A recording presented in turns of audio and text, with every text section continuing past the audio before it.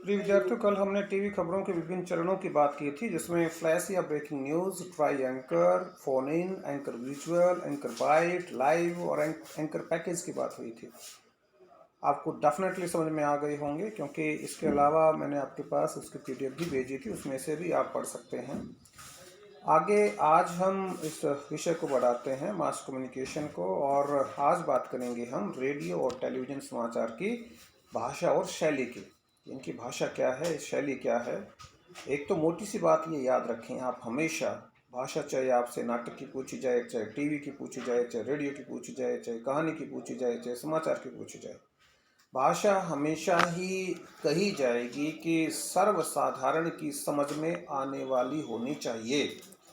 क्योंकि जो पाठकों का ग्रुप होता है वो पंचमेल खिचड़ी के समान होता है। उसमें बहुत ज़्यादा पढ़े लिखे लोग भी होते हैं और बहुत कम पढ़े लिखे लोग भी होते हैं, बहुत ज़्यादा बुद्धिमान लोग भी होते हैं और बेचारे मजदूर भी होते हैं, कम पढ़े लिखे लोग भी होते हैं। तो हर व्यक्ति के समझ में आ जाए ऐसी भाषा होनी चाहिए। दरअसल किसी भी तरह के लेखन का कोई फॉर्मूला नहीं हो सकता, रेडियो और टीवी पत्रकारिता का भी नहीं हो सकता। प्रयोगशीलता भाषा को भी समृद्ध करती है और माध्यम को भी। रेडियो और टीवी आम आदमी के माध्यम है। भारत जैसे विकासशील देश में उसके श्रोताओं और दर्शकों में पढ़े लिखे लोग से निरक्षर तक और मध्यम वर्ग से लेकर किसान मजदूर तक सभी हैं। इन सभी लोगों की सूचना की जरूरतें पूरी करना ही रेडियो और टीवी का उद्देश्य है। जाहिर है कि लोगों तक पहुंचने का माध्यम भाषा है और इसलिए भाषा ऐसी होनी चाहिए कि वह सभी को आसानी से समझ में आ सके, लेकिन साथ ही भाषा के स्तर और गरिमा के साथ कोई समझौता भी नहीं करना पड़े। इस कारण हमारा यह दायित्व है कि हम आपसी बोलचाल में जिस भाषा का इस्तेमाल करते हैं उसी तरह की भाषा का इस्तेमाल रेडियो और टीवी समाचार में भी करें। सरल भाषा लिखने का सबसे बेहतर उपाय यह है कि वाक्य छोटे, सीधे और स्पष्ट लिखे जाएं। असल में जब आप खुद किसी चीज को ठीक से समझ नहीं पाते तो उसे जटिल तरीके से लिखते हैं। इसलिए आप जब भी कोई खबर लिख रहे हों तो पहले उसकी प्रमुख बातों को ठीक से समझने की कोशिश करें और उसके बाद सोचिए कि अगर आपको यह खबर अपने माता पिता, छोटी बहन और सहपाठी को बतानी हो तो कैसे बताते। रेडियो और टीवी में आप कितनी सरल, संप्रेषणीय और प्रभावी भाषा लिख रहे हैं, यह जांचने का एक बेहतर तरीका यह है कि आप समाचार लिखने के बाद उसे बोल बोल कर पढ़ें। इस प्रक्रिया में आपको स्वयं यह एहसास हो जाएगा कि भाषा में कितना प्रभाव है। उसे पढ़ने में समाचार वाचक, वाचिका या एंकर को कोई दिक्कत तो नहीं होगी, या उसे सभी लोग आसानी से समझ पाएंगे। रेडियो और टीवी समाचार में भाषा और शैली के स्तर पर काफ़ी सावधानी बरतनी पड़ती है। ऐसे कई शब्द जिनका अखबारों में धड़ल्ले से इस्तेमाल होता है, लेकिन रेडियो और टीवी में उनके प्रयोग से बचा जाता है, जैसे निम्नलिखित, उपरोक्त, अधो हस्ताक्षरित और क्रमांक आदि शब्दों का प्रयोग इन माध्यमों में बिल्कुल मना है, बिल्कुल मना है। इसी तरह द्वारा शब्द के इस्तेमाल से भी बचने की कोशिश की जाती है, क्योंकि इसका प्रयोग कई बार बहुत भ्रामक अर्थ देने लगता है। भ्रामक का मतलब होता है भ्रम में डालने वाला। उदाहरण के लिए इस वाक्य पर गौर कीजिए। पुलिस द्वारा चोरी करते हुए 2 व्यक्तियों को पकड़ लिया गया। अब देखिए ये अजीब सा हो गया है, पुलिस द्वारा चोरी। भाई इसका मतलब क्या है, चोरी पुलिस कर रही है। इसके बजाय पुलिस ने 2 व्यक्तियों को चोरी करते हुए पकड़ लिया, ज़्यादा स्पष्ट है। इसी तरह तथा, एवं, अथवा, व, किंतु, परंतु, यथा आदि शब्दों के प्रयोग से बचना चाहिए और उनकी जगह और, या, लेकिन आदि शब्दों का प्रयोग इस्तेमाल करना चाहिए। साफ सुथरी और सरल भाषा लिखने के लिए गैर जरूरी विशेषणों, सामासिक और तत्सम शब्दों, अतिरंजित उपमानों आदि से बचना चाहिए। इनसे भाषा कई बार बोझिल होने लगती है। मुहावरों के प्रयोग से भाषा आकर्षक और प्रभावी बनती है, इसलिए इनका प्रयोग होना चाहिए। लेकिन मुहावरों का इस्तेमाल स्वाभाविक और जहाँ जरूरी हो वहीं होना चाहिए, अन्यथा वे भाषा के स्वाभाविक प्रवाह को बाधित करते हैं। एक गतिविधि देखिए, नेशनल चैनल पर प्रसारित रात 9 बजे के समाचार बुलेटिन को ध्यान से देखिए और सुनिए। देखे और सुने गए समाचार में बाइट, वॉइस ओवर और नेट का अलग कर लिखें। अगले दिन कक्षा में इस पर चर्चा करें। तो चर्चा करेंगे कक्षा में। भाषा को साफ रखने के कुछ जाने पहचाने नुस्खे हैं। एक तो वाक्य छोटे छोटे हों, एक वाक्य में एक ही बात कहने का धीरज हो, वाक्यों में तारतम्य ऐसा हो, तालमेल ऐसा हो कि कुछ टूटता या छूटता हुआ न लगे। दूसरी बात यह है कि शब्द प्रचलित हों और उनका उच्चारण सहजता से किया जा सके। क्रय विक्रय की जगह खरीद बिक्री, स्थानांतरण की जगह तबादला और पंक्ति की जगह कतार टीवी में सहज माने जाते हैं। यानी कि जैसे शब्द जो बोलचाल के करीब हों उनसे विद्वता न झलके बल्कि अपना सहज पड़ोस दिखाई पड़े, ऐसे शब्दों का प्रयोग होना चाहिए। खैर, अब बात करते हैं इंटरनेट के। सभी इससे परिचित हैं। इंटरनेट पत्रकारिता, ऑनलाइन पत्रकारिता, साइबर पत्रकारिता या वेब पत्रकारिता, इसे आप कुछ भी कह लीजिए, आप इसे चाहे जो कहें, नई पीढ़ी के लिए यह एक आदत सी बनती जा रही है। जो लोग इंटरनेट के अभ्यस्त हैं या जिन्हें 24 घंटे इंटरनेट की सुविधा उपलब्ध है, उन्हें अब कागज़ पर छपे हुए अखबार उतने ताज़े और मनभाव नहीं लगते। उन्हें हर घंटे में खुद को अपडेट करने की लत लगती जा रही है। अपडेट आपको पता है, भारत में कंप्यूटर साक्षरता की दर बहुत तेज़ी से बढ़ रही है। पर्सनल कंप्यूटर, जिसको पीसी बोलते हैं, इस्तेमाल करने वालों की संख्या भी लगातार इजाफा हो रहा है। हर साल करीब 50-55% की रफ्तार से इंटरनेट कनेक्शनों की संख्या बढ़ रही है। इसकी वजह यह है कि इंटरनेट पर आप एक ही झटके में झुमरी तलैया से लेकर होनोलुलु तक की खबरें पढ़ सकते हैं। दुनिया की चर्चाओं परिचर्चाओं में शरीक हो सकते हैं, शामिल हो सकते हैं और अखबारों की पुरानी फाइलें खंगाल सकते हैं।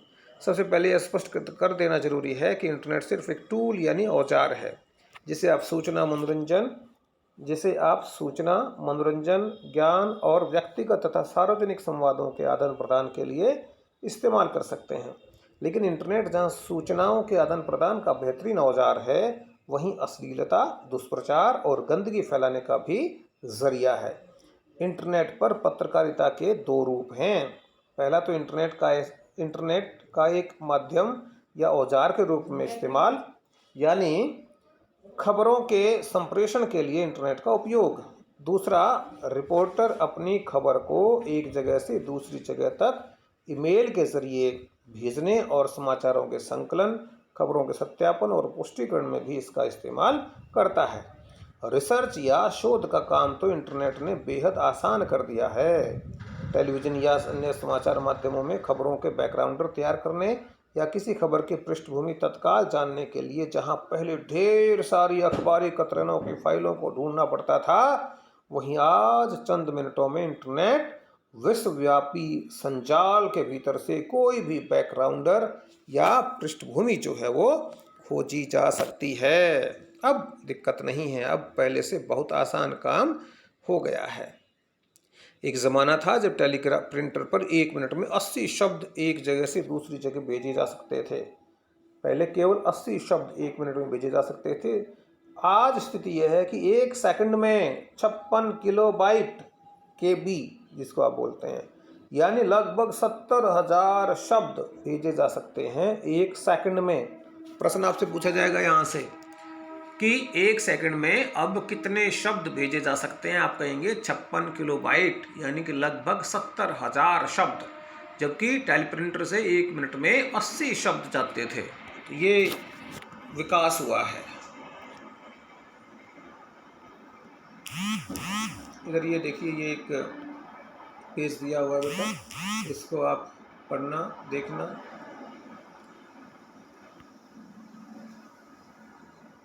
अब यहाँ जाते हैं हम इंटरनेट पत्रकारिता। एक माध्यम के तौर पर यह तो हुआ इंटरनेट का इस्तेमाल, जिसके फ़ायदों से हमेशा शायद ही कोई इनकार करे, लेकिन इसे इंटरनेट पत्रकारिता नहीं कहा जा सकता। इंटरनेट पर अखबारों का प्रकाशन या खबरों का आदान प्रदान ही वास्तव में इंटरनेट पत्रकारिता है। कोई आपसे पूछ ले कि इंटरनेट पत्रकारिता क्या है, तो आप कहेंगे इंटरनेट पर खबरों का प्रकाशन या खबरों का आदान प्रदान ही वास्तव में इंटरनेट पत्रकारिता है। इंटरनेट पर यदि हम किसी भी रूप में खबरों, लेखों, चर्चा परिचर्चाओं, बहसों, फीचर, झलकियों, डायरियों के जरिए अपने समय की धड़कन को महसूस करें और दर्ज करने का काम करते हैं तो वही इंटरनेट पत्रकारिता है। आज तमाम प्रमुख अखबार पूरे के पूरे इंटरनेट पर उपलब्ध हैं। कई प्रकाशन समूहों ने और कई निजी कंपनियों ने खुद को इंटरनेट पत्रकारिता से जोड़ लिया है।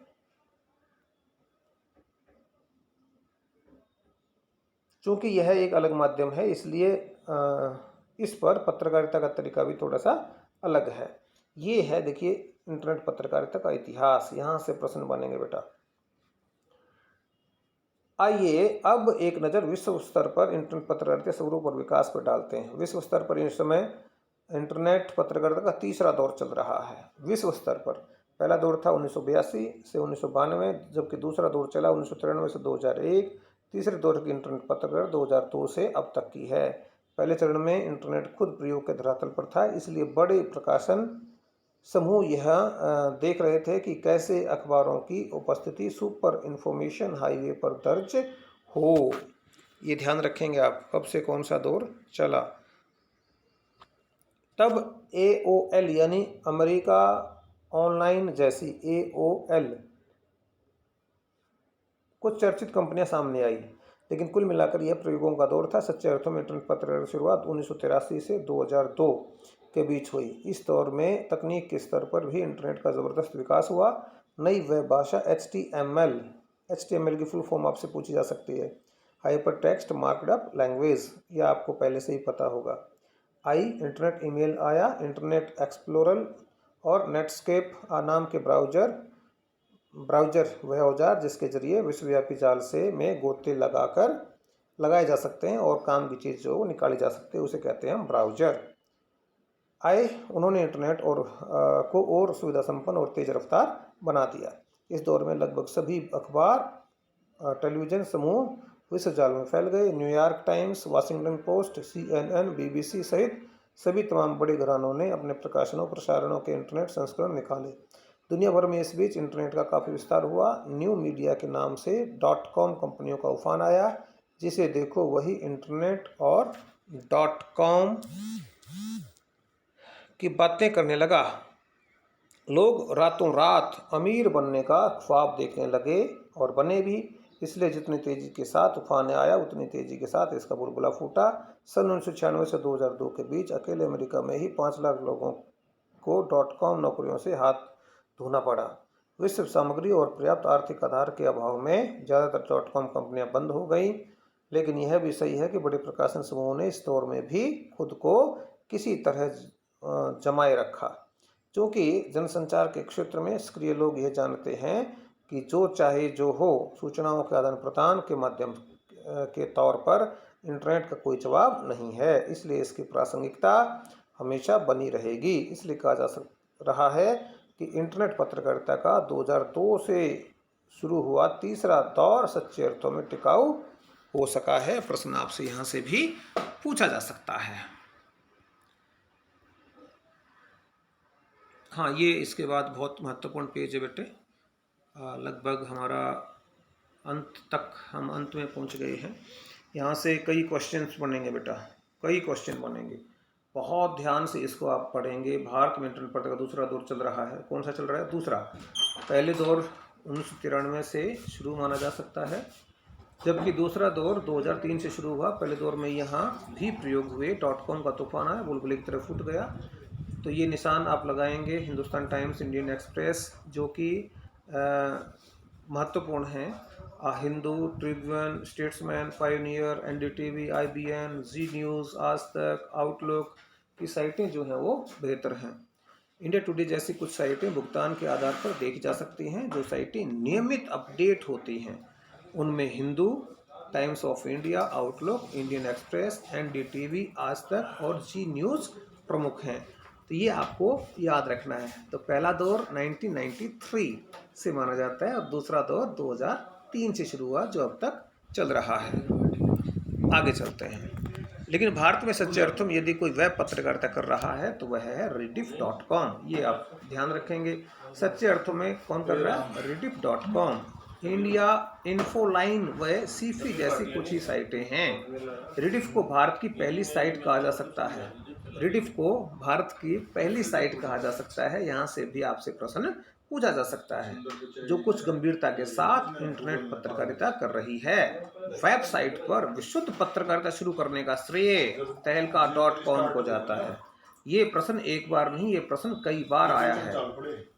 वेबसाइट पर विशुद्ध पत्रकारिता शुरू करने का श्रेय तहलका.com को जाता है। ये जरूर नोट करेंगे, यहाँ से आपका 1 नंबर का प्रश्न अवश्य आएगा। आगे बात करते हैं हिंदी नेट संसार। अब हिंदी की बात करें। हिंदी में नेट पत्रकारिता वेब दुनिया के साथ शुरू हुई। इंदौर के नई दुनिया समूह से शुरू हुआ यह पोर्टल हिंदी का संपूर्ण पोर्टल है। इसके साथ ही हिंदी के अखबारों ने भी विश्व जाल में अपनी उपस्थिति दर्ज करानी शुरू की। जागरण, अमर उजाला, नई दुनिया, ये नाम याद रखेंगे आप। प्रभात खबर, राष्ट्रीय सहारा के वेब संस्करण शुरू हुए। प्रभात साक्षी, ये ध्यान रखेंगे बेटा। प्रभात साक्षी जो है ये अपने आप में विशेष है। शुरू अखबार प्रिंट रूप में न होकर सिर्फ इंटरनेट पर उपलब्ध है। ये प्रभात साक्षी, प्रश्न आएगा यहाँ से। प्रभात साक्षी जो है वो हार्ड कॉपी नहीं आती, वो केवल इंटरनेट पर उपलब्ध है। ये खास बात है इसकी। आज पत्रकारिता के लिहाज से हिंदी की सर्वश्रेष्ठ साइट बीबीसी को आप याद रखेंगे। यही एक साइट है जो इंटरनेट के मानदंडों के हिसाब से चल रही है। वेब दुनिया में शुरू में काफ़ी आशाएं जगाई थी, लेकिन धीरे धीरे स्टाफ और साइट की अपडेटिंग में कटौती की जाने लगी, जिससे पत्रकारिता की वह ताजगी जाती रही शुरू में नजर आती थी। हिंदी वेब जगत का एक अच्छा पहलू भी है कि इसमें साहित्यिक पत्रिकाएं चल रही हैं। अनुभूति, अभिव्यक्ति, हिंदी नेस्ट, श्राय आदि अच्छा काम कर रहे हैं। यही नहीं, सरकार के तमाम मंत्रालय, विभाग, सार्वजनिक उपक्रम और बैंकों ने भी अपने हिंदी अनुभाग शुरू किए हैं, जो भले ही आज तकनीकी उपेक्षा के शिकार हैं, लेकिन उनका डाटाबेस तो तैयार हो ही रहा है। अंततः ये सब मिलकर हिंदी की ऑनलाइन पत्रकारिता का मार्ग प्रशस्त करेंगे। कुल मिलाकर हिंदी की वेब पत्रकारिता अपने शैशव काल में है। सबसे बड़ी समस्या हिंदी के फ़ॉन्ट की है। अभी भी हमारे पास कोई एक कीबोर्ड नहीं है। डायनामिक फ़ॉन्ट की अनुपलब्धता के कारण हिंदी की ज़्यादातर साइटें खुलती ही नहीं हैं। अब माइक्रोसॉफ्ट और वेब दुनिया ने यूनिकोड फ़ॉन्ट बनाए हैं। यूनिकोड फ़ॉन्ट यानी कि सामने इंग्लिश वैसे लिखेगा हिंदी, लेकिन ये भी खास लोकप्रिय नहीं हो पा रहे हैं। हिंदी जगत जब तक हिंदी की बेलगाम फ़ॉन्ट संसार पर नियंत्रण नहीं लगाएगा और कीबोर्ड का मानकीकरण नहीं करेगा, तब तक यह समस्या बनी रहेगी। तो महत्वपूर्ण प्रश्न मैंने आपके पास भेज दिए हैं। उन प्रश्नों को आप अगले 2 दिन में कंप्लीट करें और मेरे पास भेजें। स्कूल में अपनी कॉपी चेक कराने आएँ, साथ में याद करें। आपका भला होगा।